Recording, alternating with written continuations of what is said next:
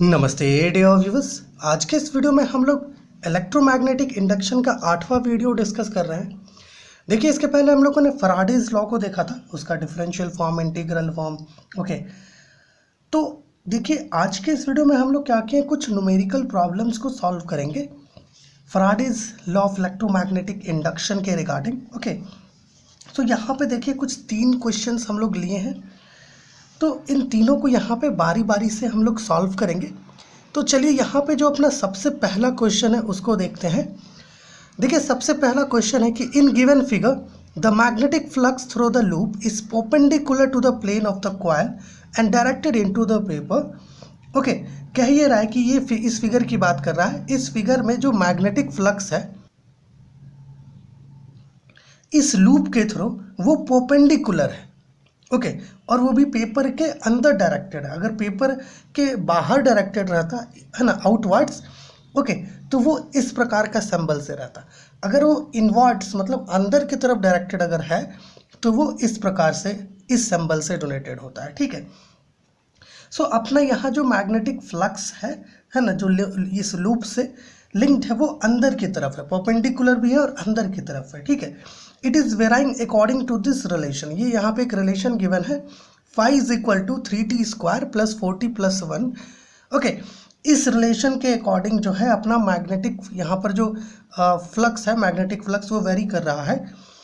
Okay, और यहाँ पर phi क्या है, ये आपका मैग्नेटिक फ्लक्स है जो मिली वेवर्स में गिवन है। ठीक है, what is the magnitude of EMF induced in the loop at t is equal to 2। ठीक है, अब देखिए हमें जो है EMF का मैग्नीट्यूड पता करना है जो इस लूप में इंड्यूस होगा, वो भी time t is equal to 2 second में।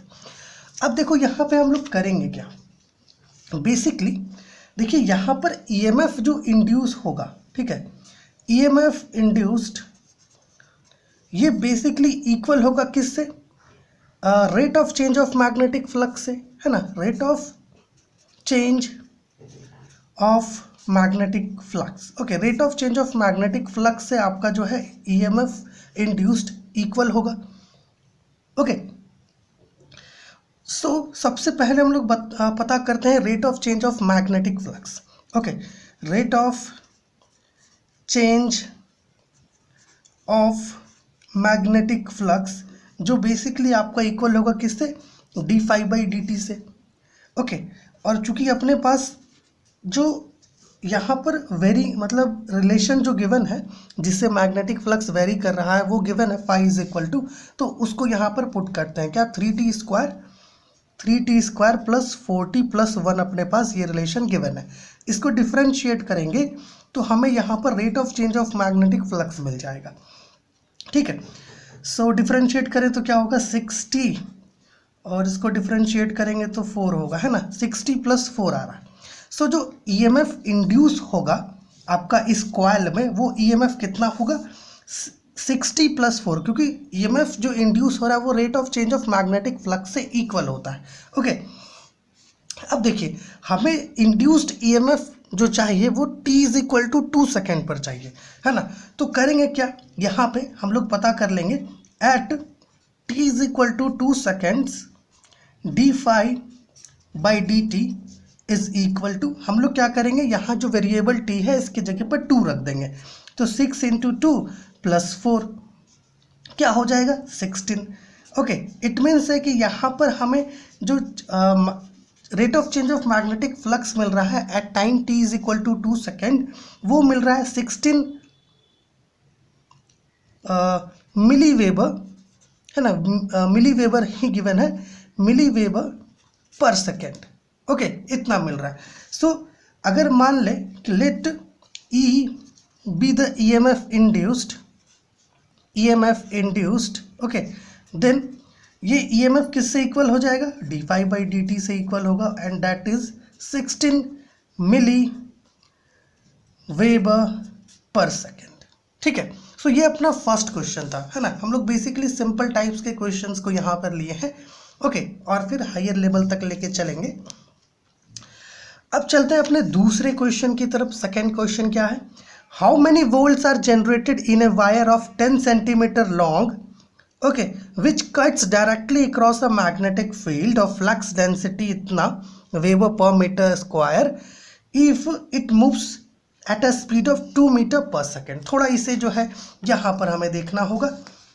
देखिए सेकंड क्वेश्चन में सबसे पहले तो हमें क्या रहा है, हमें ये कह रहा है कि अपने पास एक 10 सेंटीमीटर लंबा 10 सेंटीमीटर लंबा एक वायर है, ठीक है, और ये वायर जो है डायरेक्टली एंटर कर गया कहाँ पर, मैग्नेटिक फ्लक्स में, माफ कीजिएगा, मैग्नेटिक फील्ड में, जिसका फ्लक्स डेंसिटी अर्थात B का वैल्यू हमारे पास गिवन है जो है 1.4 weber per metre square given है फ्लक्स डेंसिटी। ओके, और जो एंटर किया ये किस स्पीड से एंटर किया, अपने पास V का वैल्यू भी गिवन है, that is 2 metre per second. Okay, अच्छा, यहाँ जो वायर का लेंथ है 10 सेंटीमीटर, इसको क्या करते हैं, मीटर में ले लेते हैं, क्योंकि हर चीज़ मीटर में है तो इसको मीटर में कन्वर्ट कर देते हैं। ओके, अब देखिए हमें क्या कह रहा है कि इसमें कितना वोल्ट्स जनरेट होगा वायर में, है ना।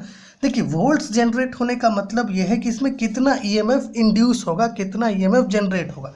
बेसिकली आपको याद होगा हम लोगों ने एक टॉपिक पढ़ा था कि जब कोई एक कंडक्टिंग रॉड किसी भी यूनिफॉर्म मैग्नेटिक फील्ड में मूव करती है, ओके, तो उसमें कुछ ईएमएफ इंड्यूस होता है और वो ईएमएफ इक्वल होता है BVL से। इसी फॉर्मूला का यहाँ पर यूज़ करेंगे ईएमएफ को पता करने के लिए, ठीक है। और ये जो वीडियो है आपके स्क्रीन पर देख रहे होंगे आप, इसमें हम लोग इस टॉपिक को डिस्कस किए, एक बार ज़रूर से ज़रूर चेक करिएगा। सो ईएमएफ जो इंड्यूस हुआ है वो किससे इक्वल होगा, B जो आपका मैग्नेटिक फ्लक्स डेंसिटी है, V जिस वेलोसिटी से आपका वायर मूव कर रहा है, ओके, और यहाँ पर L जो लेंथ है आपका वायर का। अब देखिए B कितना गिवन है 1.4, ओके, और आपका एक मिनट वेलोसिटी कितना गिवन है 2, लेंथ कितना है 10 × 10 पे पावर -2, और जो ईएमएफ निकालेंगे वो वोल्ट्स में निकालेंगे, ठीक है, क्योंकि यहाँ पर हाउ मेनी वोल्ट्स पूछे हुए हैं, ठीक है। ऐसे जनरली ईएमएफ को वोल्ट्स में ही हम लोग पता करते हैं। EMF E is equal to कितना होगा, मल्टीप्लाई करेंगे तो 2.8, और यहाँ कितना बच जाएगा 2.8 × 10 × 10 पे पावर -2 वोल्ट्स, है ना। अच्छा, और E इज इक्वल टू क्या हो जाएगा, मल्टीप्लाई कर देंगे तो 28, इसको नीचे ले आएंगे तो 100 वोल्ट्स। इट मीन्स है कि E का वैल्यू कितना मिल रहा है 0.28 volts. Okay, so this is the required EMF, okay, which is produced in the given wire, okay, जैसा कंडीशन गिवन है उसके अकॉर्डिंग। अब मेरे प्यारे व्यूअर्स, हमारा यहाँ जो तीसरा क्वेश्चन है थोड़ा उसे समझते हैं, यहीं पर समझते हैं तीसरे क्वेश्चन को। देखिए थर्ड क्वेश्चन क्या कह रहा है, a wire of length 1 metre moves at right angle to its length, okay, at a speed of 100 metre per second in a uniform field of magnetic flux density 1 weber per metre square, which is also acting at right angles to the length of the wire. Calculate the EMF induced in the wire when the direction of motion is at right angles to the field and inclined at 30 degree to the direction of the field. अच्छा, थोड़ा इस question को समझिए। देखिए पहले तो हमारे पास क्या कह रहा है कि अपने पास एक वायर है जिसका लेंथ 1 मीटर है, और ये वायर जो है अपने, मान लीजिए अगर ये लेंथ है वायर का यहाँ से लेके यहाँ तक, तो जो लेंथ है वायर का उसके परपेंडिकुलर डायरेक्शन में इसका वेलोसिटी है, मतलब ये अपने लेंथ के परपेंडिकुलरली मूव कर रहा है। जैसे यहाँ लिखा है a wire of length 1 metre moves at right angles to its length at a speed of इतना metre per second in a uniform magnetic field, एक यूनिफॉर्म मैग्नेटिक फील्ड में जिसका फ्लक्स डेंसिटी गिवन है। और क्या कह रहा है, विच इज़ ऑल्सो एक्टिंग, यहाँ जो मैग्नेटिक फ्लक्स डेंसिटी है वो भी क्या है, right angles to the length of the wire, मतलब वायर का जो लेंथ है उसके राइट एंगल्स पर। अगर मान लेते हैं कि जैसे वायर का लेंथ ये है तो इसके परपेंडिकुलर डायरेक्शन में होगा, ओके, इसको ऐसे समझ सकते हैं, इसको म्यूचुअली परपेंडिकुलर एक्सिस को लेकर के ही समझेंगे तो बढ़िया से होगा। मान लीजिए ये एक्स एक्सिस है, ये वाई एक्सिस है, ये जेड एक्सिस है। मान लीजिए एक्स एक्सिस के पैरेलली अपना जो है वायर रखा हुआ है, ओके, और वायर का मूवमेंट किधर हो रहा है, इस डायरेक्शन में। वाई एक्सिस के अलॉन्ग जो है आपका जो वायर है उसका मूवमेंट हो रहा है, और जो मैग्नेटिक फील्ड है वो जेड एक्सिस के अलॉन्ग लाई कर रहा है, ठीक है। तो यहाँ पे हमें क्या पूछ रहा है कि हमें calculate the EMF induced in the wire, ठीक है। When the direction of motion is right angles to the field, ठीक है, and inclined at 30 degree to the direction of the field, ठीक है। यहाँ दो चीज़ें हमें पता करनी होंगी, दो कंडीशंस गिवन है ना, दो कंडीशंस के लिए ईएमएफ पता करना होगा। तो ये क्वेश्चन का सिनेरियो तो आप समझ गए। अब देखिए हमें कह ये रहा है कि पहले हमें ईएमएफ कैलकुलेट करना है किस कंडीशन के लिए, जब आपका वायर जो है राइट एंगल्स पर मूव कर रहा होगा मैग्नेटिक फील्ड से। मान लीजिए कि ये वेलोसिटी का डायरेक्शन है, ये मैग्नेटिक फील्ड का डायरेक्शन है। तो अब क्या है, वायर जो मूव कर रहा है वो मैग्नेटिक फील्ड के परपेंडिकुलर मूव कर रहा है, ठीक है। तो इस केस में ईएमएफ पता करने के लिए जनरली आप BVL इस फॉर्मूला का प्रयोग करेंगे, ठीक है।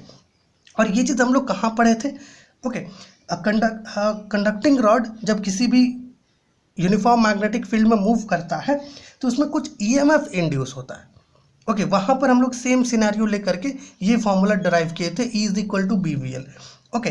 जब 90 डिग्री पर रहेगा तब तो आप इस फॉर्मूला का प्रयोग करेंगे, लेकिन जब किसी और एंगल का बात करेगा, जैसे यहाँ 30 डिग्री का बात कर रहा है, तो मान लीजिए कि आपका जो वेलोसिटी है, चलिए इसको हम लोग किसी और सिनेरियो में देखेंगे, पहले अपना जो ये गिवन है ना इसको कैलकुलेट कर लेते हैं।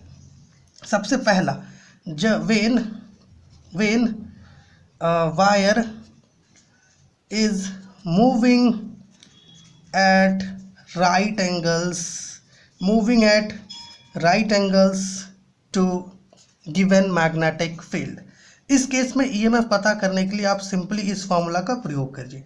मैग्नेटिक फ्लक्स डेंसिटी कितना गिवन है, 1 वेबर पर मीटर पे स्क्वायर, वेलोसिटी गिवन है 100 मीटर, ओके, और साथ ही साथ लेंथ गिवन है 1 मीटर। सो मल्टीप्लाई कर दोगे ना तो ई का वैल्यू आपको मिलेगा 100 वोल्ट्स। मतलब है कि जब आपका वायर मैग्नेटिक फील्ड के राइट एंगल पर मूव करेगा तो 100 वोल्ट्स का ईएमएफ उसमें जो है जनरेट होगा, ओके। अब देखिए हमारा जो क्वेश्चन का सेकंड पार्ट है उसे थोड़ा यहाँ पर देख लेते हैं। जैसे मान लीजिए ये 3 म्यूचुअली परपेंडिकुलर एक्सिस है, एक मिनट, एक्स वाई और ये जेड, ठीक है। ये आपका लेंथ है इस प्रकार से वायर का, और मैग्नेटिक फील्ड इस डायरेक्शन में है।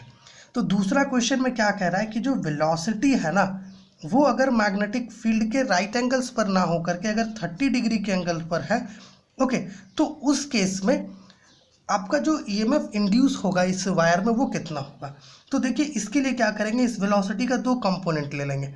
एक कंपोनेंट मैग्नेटिक फील्ड के अलोंग होगा जो होगा V cos थीटा, और एक इस डायरेक्शन में होगा, ठीक है, y के पैरेलली जो होगा V sin थीटा, और इस केस में जो इफेक्टिव कंपोनेंट है वो ये वाला है V sin थीटा। सो जो सेकेंड केस में ईएमएफ इंड्यूस होगा वो होगा आपका E = V के साथ sin थीटा लेंगे, और यहाँ पे लेंथ L। B आपके पास कितना गिवन है, 1 वेबर मीटर स्क्वायर गिवन है, वेलोसिटी 100 मीटर का है, और आपके पास थीटा कितना गिवन है, 30 डिग्री गिवन है, और लेंथ कितना है, 1 मीटर का, ठीक है। मल्टीप्लाई करोगे तो आपको यहाँ मिलेगा sin 30 डिग्री का वैल्यू कितना होता है, 1/2। सो आपको यहाँ पे जो ईएमएफ मिलेगा वो 50 वोल्ट्स का मिलेगा, ओके। सो होप ये जो वीडियो है आपके लिए हेल्पफुल हुआ होगा। ये अपना न्यूमेरिकल प्रॉब्लम्स का पार्ट 2 है, और इसके पहले भी एक वीडियो है, अगर आपने नहीं देखा है तो एक बार देखिए, लिंक नीचे डिस्क्रिप्शन में मिल जाएगा।